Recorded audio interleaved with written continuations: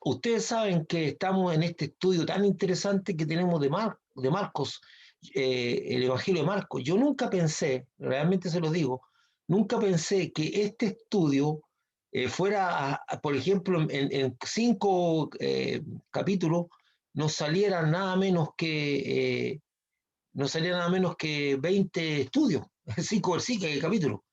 Entonces vamos a partir ahora compartiendo lo que va a ser el estudio de hoy día, que es el estudio número 20, y como una vez más, acoplado al Ministerio de Bethesda de Estados Unidos con el pastor Ronald Víez y este Ministerio de Bethesda de Villamar, y agradeciendo a todos aquellos que han estado apoyando económicamente al ministerio y también a todos aquellos que han estado apoyándolo en oración para que esto salga bien. Nos hemos metido en terrenos difíciles, que algunos de los cuales están siendo censurados en las redes sociales, ciertos contenidos. Hasta el momento, gracias a Dios, a nosotros no nos ha pasado.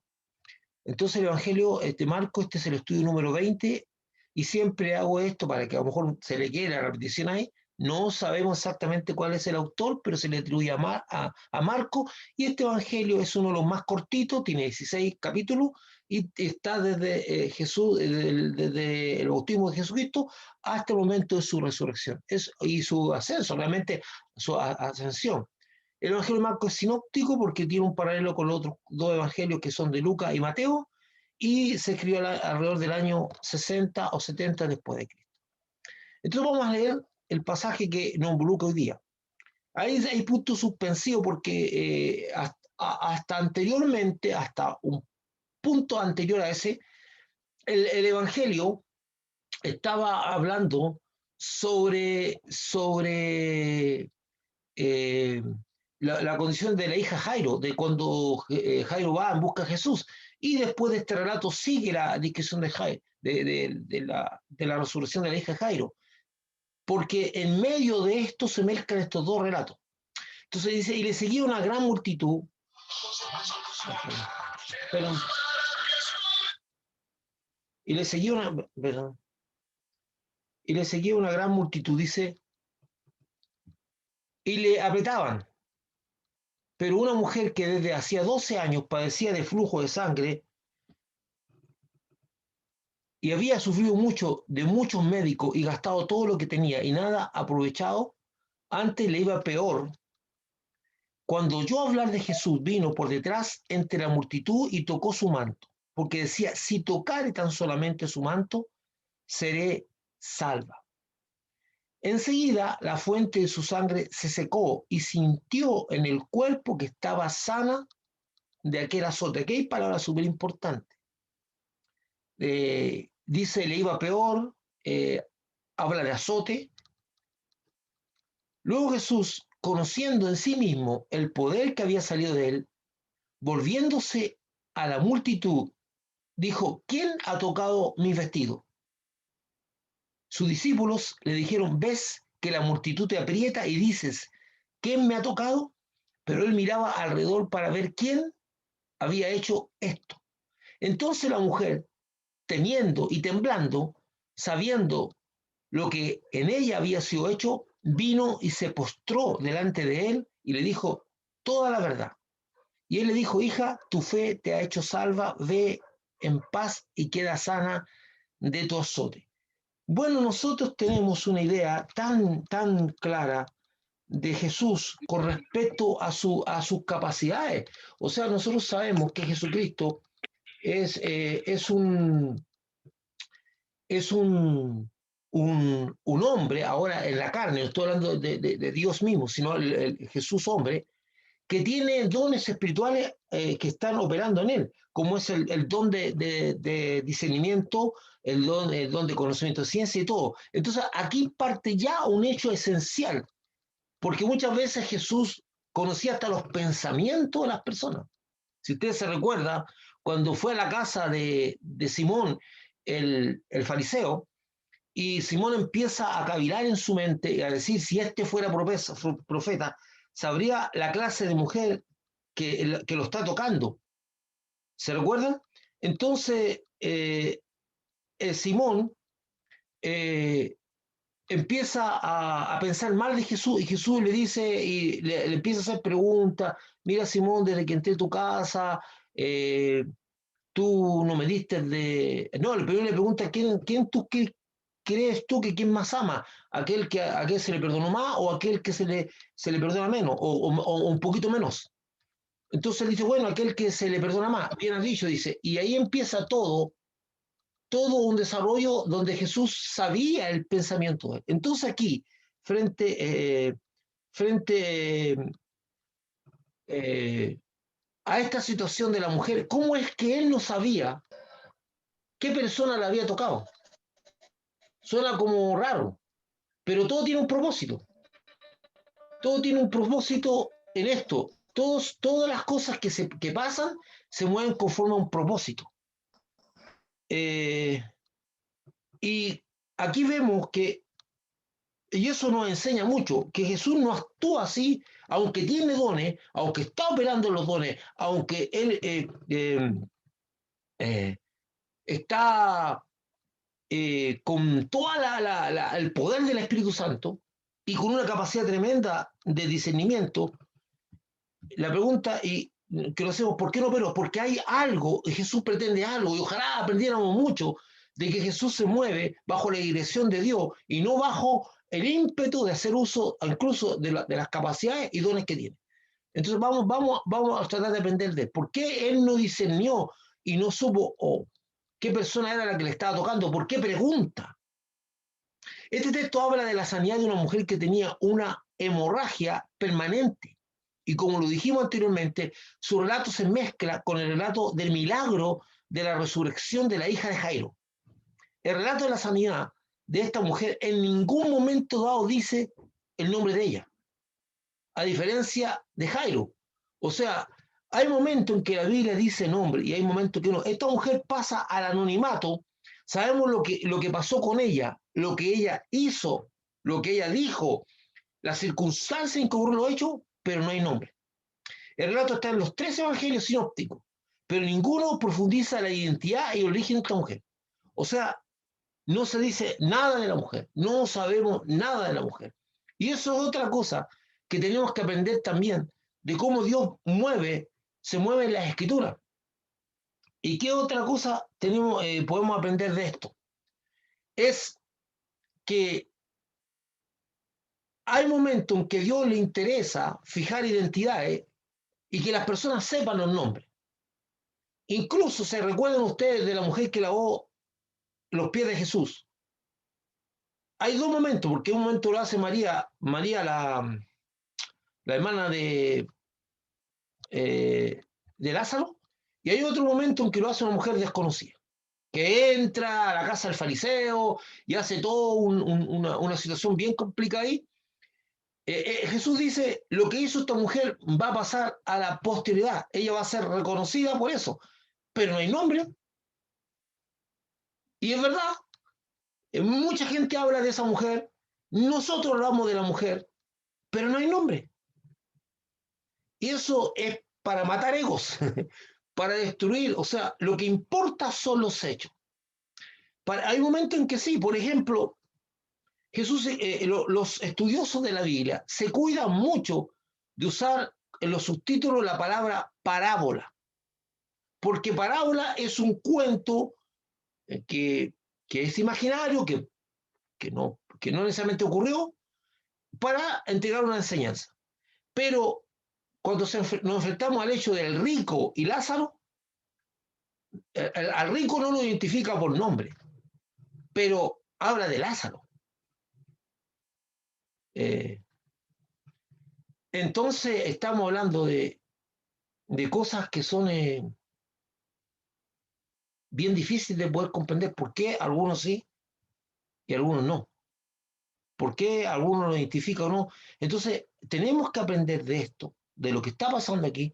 Tenemos que aprender cómo se maneja Jesús, cómo es su mente, cómo actúa, porque Él es nuestro maestro, nuestro guía, el que nos enseña a nosotros cómo debemos actuar. Algunas veces nosotros no nos fijamos en la forma en que se conduce Jesús, y la forma en que actúa cómo enfrenta una sanidad, cómo enfrenta un milagro, cómo enfrenta una palabra, sino que actuamos independientemente como comando, independiente, sí. No, tenemos que aprender, no solamente aprendemos del trasfondo, no solamente aprendemos del trasfondo de las palabras de Jesús, sino también aprendemos de su accionar. ¿Cómo actúa? ¿Cómo responde? ¿Cómo maneja las situaciones? Entonces, veamos un poquito más. En Marcos 5, 24, 26, dice, y le seguía una gran multitud y le apretaban, pero una mujer que desde hacía 12 años padecía de flujo de sangre y había sufrido mucho de muchos médicos y gastado todo lo que tenía y nada había aprovechado, antes le iba peor. En esta parte del ministerio público de Jesucristo, donde debe interactuar con multitudes que le siguen hacia donde va, constantemente está expuesto al asedio de las personas que lo aprietan y pueden llegar a poner en peligro su integridad física. Pero Jesucristo no se molesta con estas personas. Él va ahí. Ahora, recuérdense que el ministerio de Jesucristo tiene dos áreas. Un área de lo personal, cuando él de repente tiene diálogos con muy pocas personas, con sus discípulos, eh, con, con la gente, de repente con un pequeño grupo, como en casa de ciertas personas donde hay grupos pequeños. Pero hay una parte del ministerio de Jesús donde hay multitudes que lo rodean, hay un montón de gente que está siguiéndolo y algunas veces apretándolo. Entonces, y esto es muy interesante porque este último tiempo nosotros hemos sido testigos de personas que están en el ministerio y que muchas veces requieren hasta guardaespaldas. Entonces, para nosotros nos cuesta entender, o no quieren interactuar con la gente, no quieren conversar, le incomoda todo, ponen mala cara, como al populacho, no sé cómo lo mirarán ellos, pero es tan diferente al actuar de Jesús que es nuestro modelo. O sea, hay incomodidades. Jesús pasaba incomodidades, pero lo entendía que era parte de lo que tenía que vivir ministerialmente. Por eso nosotros también tenemos que entender, por eso Jesús, dentro de su enseñanza, nos dice, cuando tú tienes un proyecto, mide lo que va a pasar, si tiene las capacidades para dar respuesta a eso. Y eso significa que no solamente en el área de la guerra, que el que viene contigo con 3 millones y tú tienes 1 millón, no sé, no está hablando solamente del área de la guerra, no está hablando solamente de construir una casa, está hablando, si nosotros tenemos la expertise, tenemos las capacidades para enfrentar algo. Porque si soy una persona que me incomoda a la gente, pucha, yo voy a estar ahí ejerciendo un ministerio público. No va para eso. Entonces, cuando yo voy, digo, bueno, dentro de lo que yo voy a hacer, voy a estar expuesto a esto, a esto, a esto, a esto, y eso es normal, es parte de lo que va a ocurrir, ¿verdad? Si yo me pego un viaje, ya sea de turismo o por alguna otra razón, a una selva como la amazónica o una selva en el África, yo debo entender que probablemente haya mosquitos que me piquen. Eso es como medio lógico. Pero si voy a estar maldiciendo, voy a estar reclamando, voy a estar vociferando porque los mosquitos me pican, o sea, cuando yo iba a emprender ese viaje, sabía que en esos lugares existe esa posibilidad de ser picado por los mosquitos. O sea, ¿qué es lo que lo quiero decir? De repente nosotros emprendemos ciertas aventuras y empezamos a hacer hasta blasfemos porque nos incomodamos, reclamamos por todo, pero de Jesús te enseñó que tú tienes que medir lo que vas a hacer y a lo que te expone, a tomarte un tiempo para pensar, para orar, para ser dirigido. Y es lo mismo que una persona que va al campo misionero y que recién apenas eh, sabe un poquito de lo que es el lenguaje al lugar donde va, el idioma donde va, esa persona va a entender que le va a ser difícil comprenderlo todo, que se va a equivocar, que de repente a lo mejor va a interpretar mal algunas cosas. Eso es parte de lo que va a ocurrir. Y estar quejándose a cada momento porque las cosas es parte.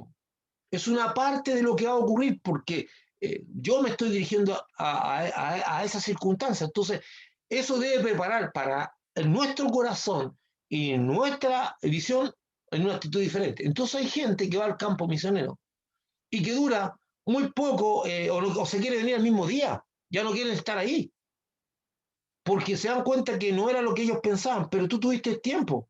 O sea, a lo mejor irrumpen en tu habitación, la gente no respeta nada, la gente tiene otras costumbres, de repente ves que las comidas son asquerosas, no las quieres comer.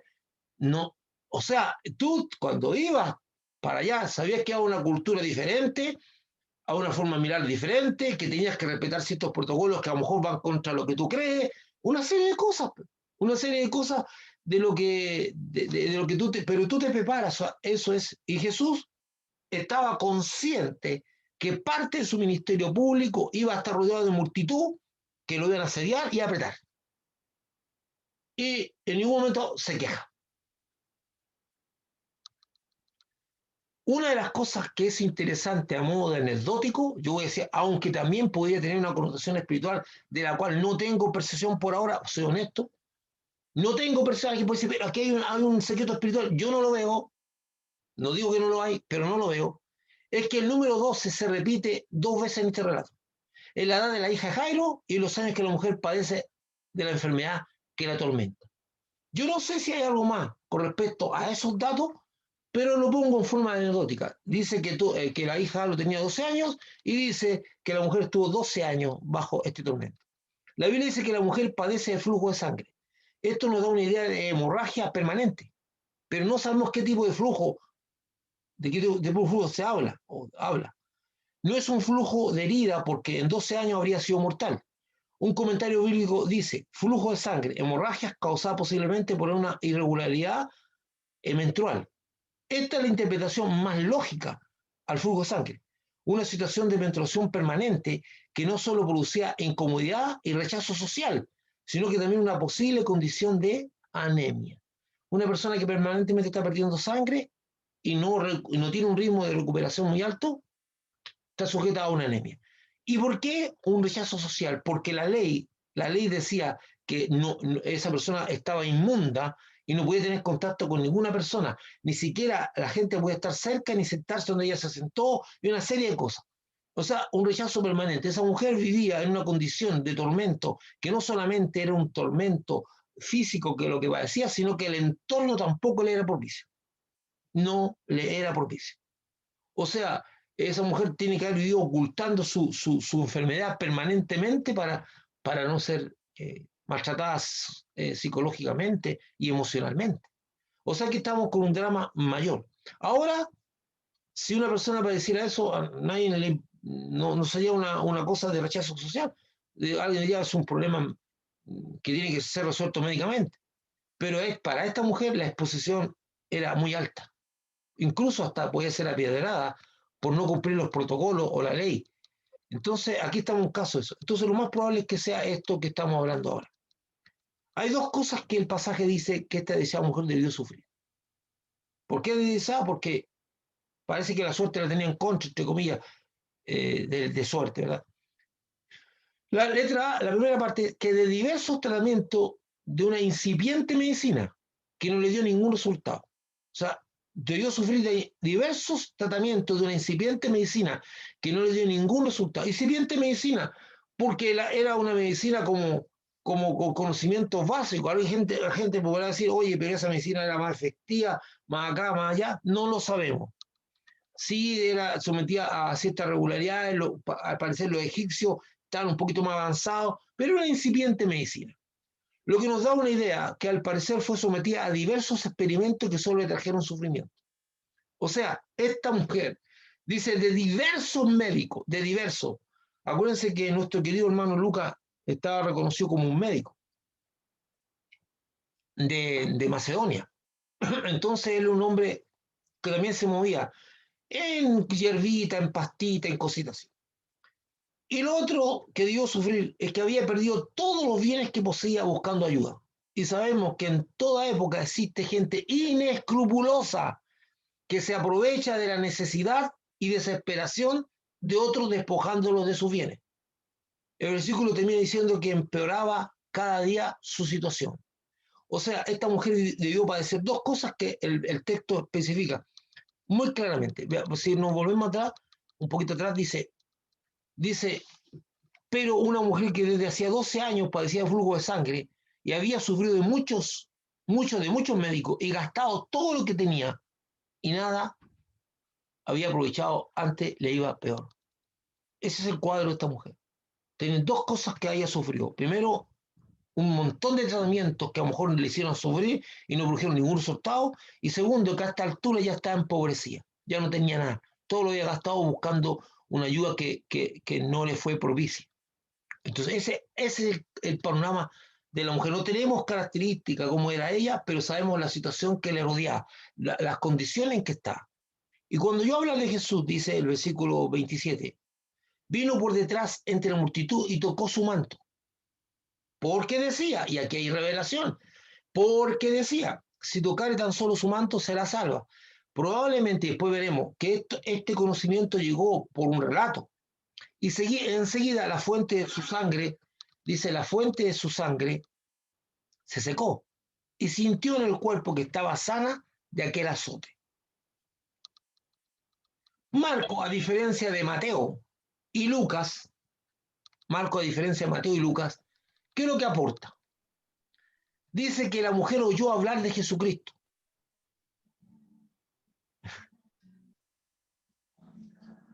No sabemos qué oyó hablar, pero despertó fe a tal punto que llegó a pensar que solo con el tiempo, con el mínimo contacto físico con Jesucristo podía ser salva. Lucas no dice que oyó hablar de Jesús, dice que una mujer vino y le tocó, pero aquí nos aporta un hecho, algo súper importante. Marco dice que la mujer oyó hablar de Jesús. Entonces, ¿qué oyó hablar? No lo sabemos. Pero sí sabemos que despertó fe a tal punto que llegó a pensar que solo con el mínimo contacto físico con Jesucristo podía ser salva. Fíjese lo que dice, una vez más, en dos evangelios que usa esta palabra, dice salva y no sana.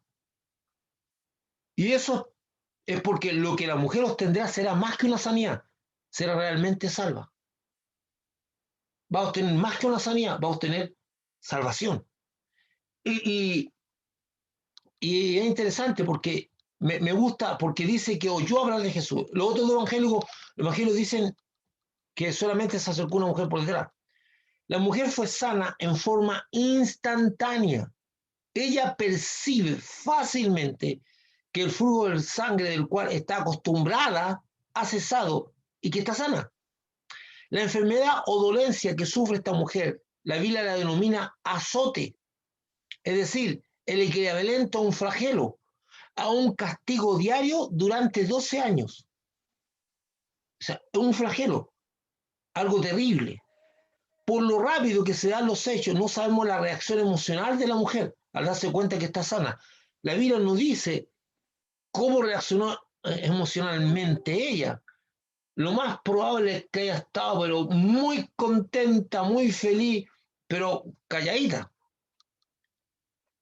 Luego que Jesús, conociendo en sí mismo el poder que había salido de él, volviéndose a la multitud, dijo, ¿quién ha tocado mis vestidos?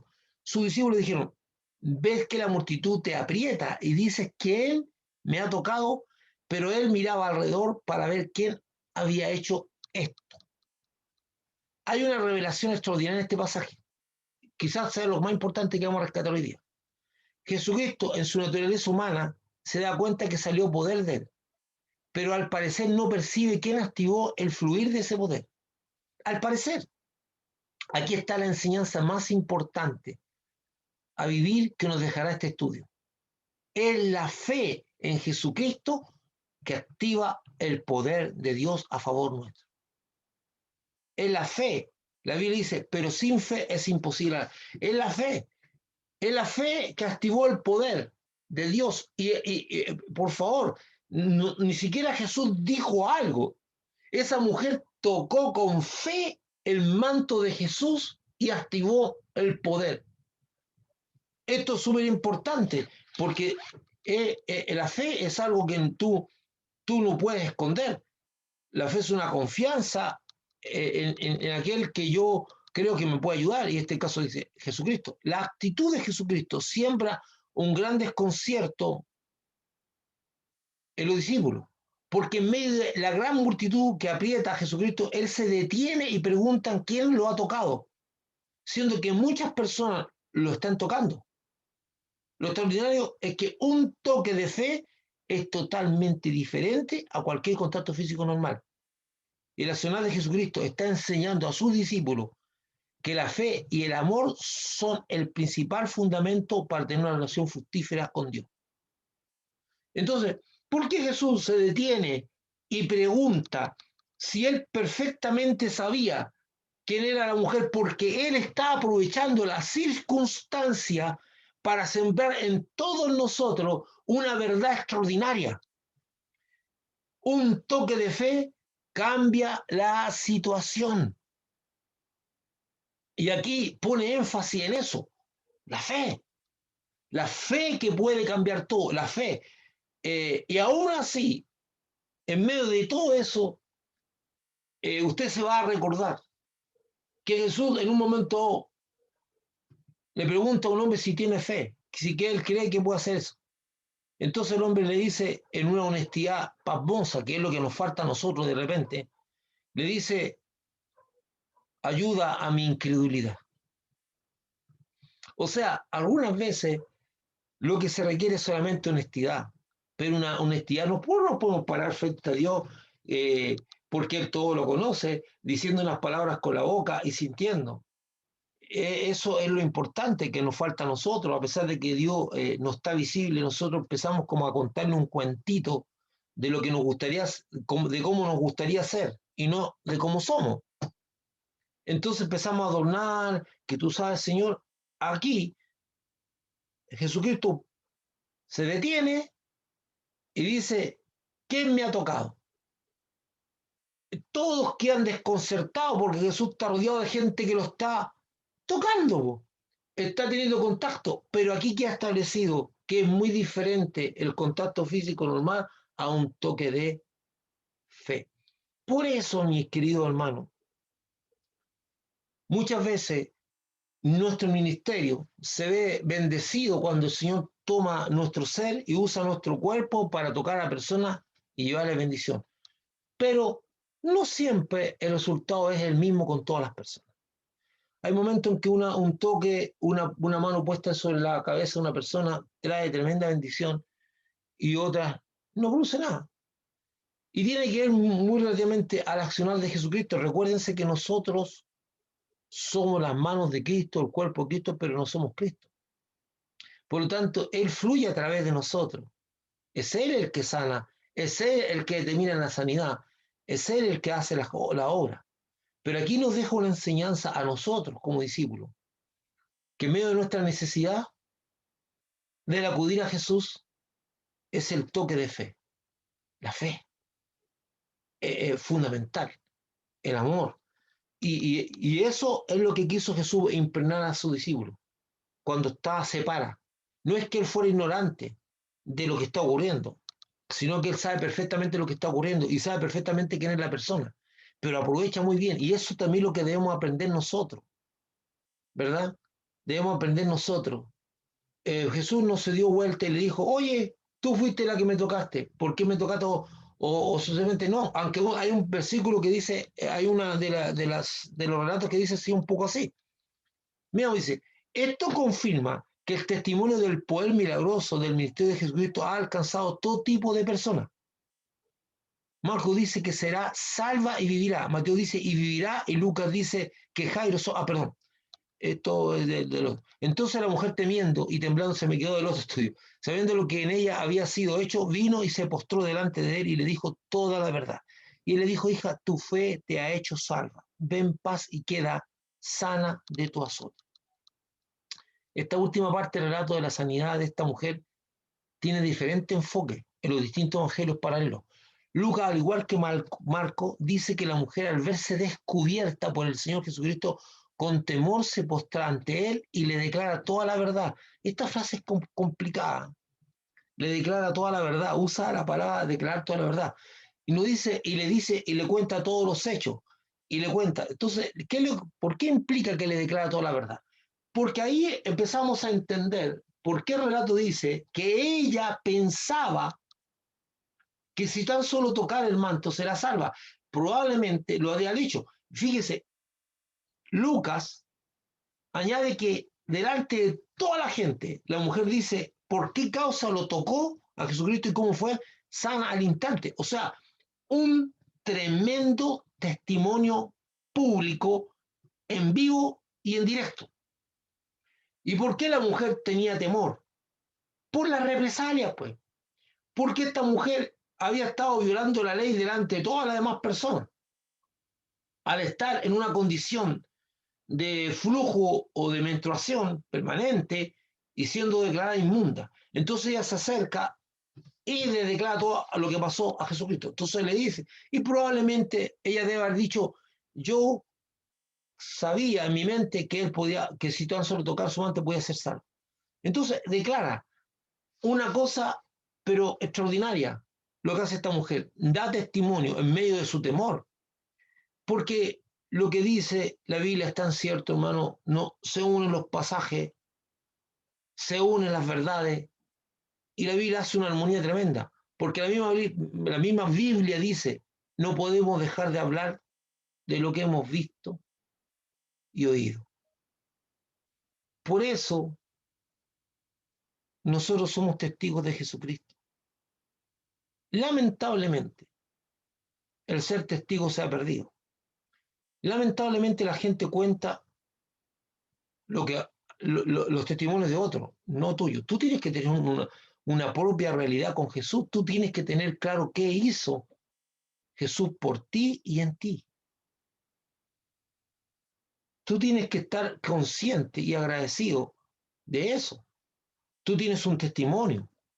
Tu testimonio no tiene que ser trágico, no tiene que ser tremendamente impactante así, sino que tú tienes en un momento de tu vida cómo el Señor llegó a ser parte de tu vida, cómo Él se introdujo a tu vida, cómo tú llegaste a tener conocimiento y cómo llegaste a depositar tu fe en Él, cómo le creíste al Señor que Él te salva.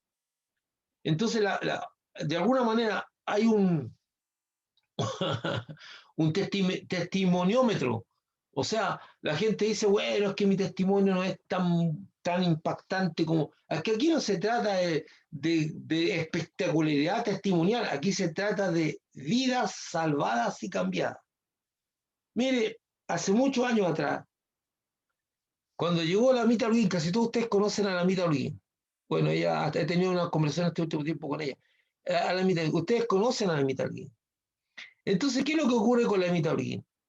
Que ella un día en la iglesia, después de un tiempo, se paró en el púlpito y me estaba riendo con mi hijo, un día estábamos acordando de eso, que ella se paró a decir su testimonio y dijo, eh, hay gente que llega a Jesucristo porque está pasando una desgracia. Ese no es mi caso, dijo. Otros llegan porque tiene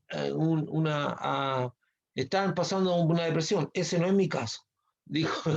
Y después así pues, iba nombrando todas las posibilidades y decía, ese no es mi caso, ¿verdad? Todas las posibilidades por las cuales la gente cuenta su testimonio. Sencillamente ella dijo, un día me sentí tan vacía y tan necesitada de Dios que agarré mi camioneta, salí a recorrer la ciudad y de repente me fijo en la iglesia que está en Pedromón, me bajo, entro y siento la presencia de Dios. O sea, es muy interesante porque el testimonio de ella no tenía ninguna tragedia que le precedía, ninguna cosa extraña que le precedía, sino una necesidad. Yo me recuerdo siempre porque me sorprendió mucho porque empezó a nombrar, ese no es mi caso, ese no es mi caso. Y decía un montón de esas posibilidades. Claro, nosotros somos testigos del Señor. ¿Qué puedo decir yo de lo que ha hecho Jesucristo por mí y en mí? Alguna vez se pasa el tiempo y los pensamientos se diluyen y los recuerdos se van. Tenemos que tener muy presente qué fue lo que nos llevó a Cristo. ¿Cómo fue las circunstancias que nos encontramos por Cristo? Y así como esta mujer que dice que declaró toda la verdad de cómo desarrolló su fe en Jesucristo. Mateo solamente dice que Jesucristo se volvió y miró a la mujer y le dice que tenga ánimo y que su fe la ha salvado. Jesucristo la despide en paz y le declara que está libre del azote. Esto es un poco lo que, o sea, es lo que encierra este relato, este estudio, que tenemos que sacar propias conclusiones. Una de las conclusiones que es súper importante que saquemos es que la fe en Cristo activa el poder de Dios. Es súper importante. El toque de esa mujer fue un toque de fe y activó el poder de Dios inmediatamente a favor de él.